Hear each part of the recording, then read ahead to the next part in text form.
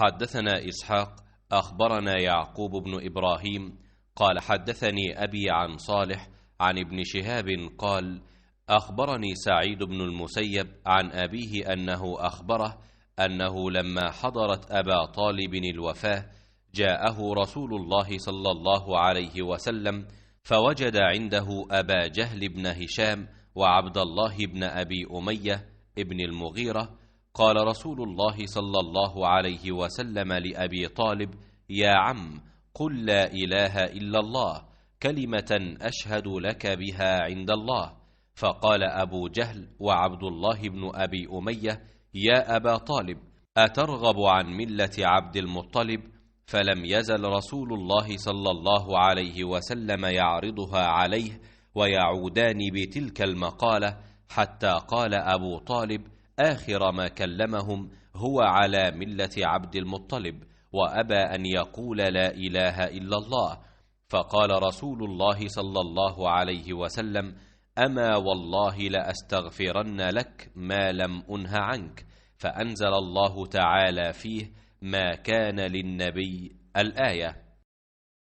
ابراہیم بن سعد نے صالح بن کیسان سے خبر دی، انہیں ابن شہاب نے، انہوں نے بیان کیا کہ مجھے سعید بن مسیب نے اپنے باپ مسیب بن حزن رضی اللہ عنہ سے خبر دی۔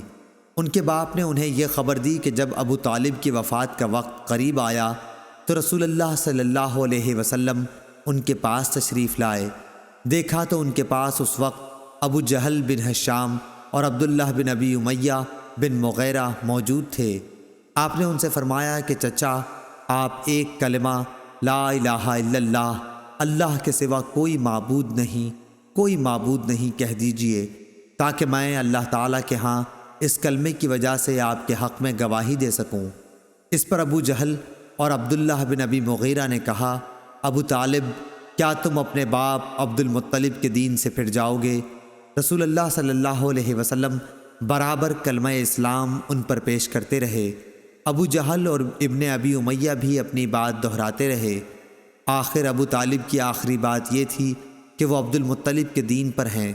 انہوں نے لا الہ الا اللہ کہنے سے انکار کر دیا۔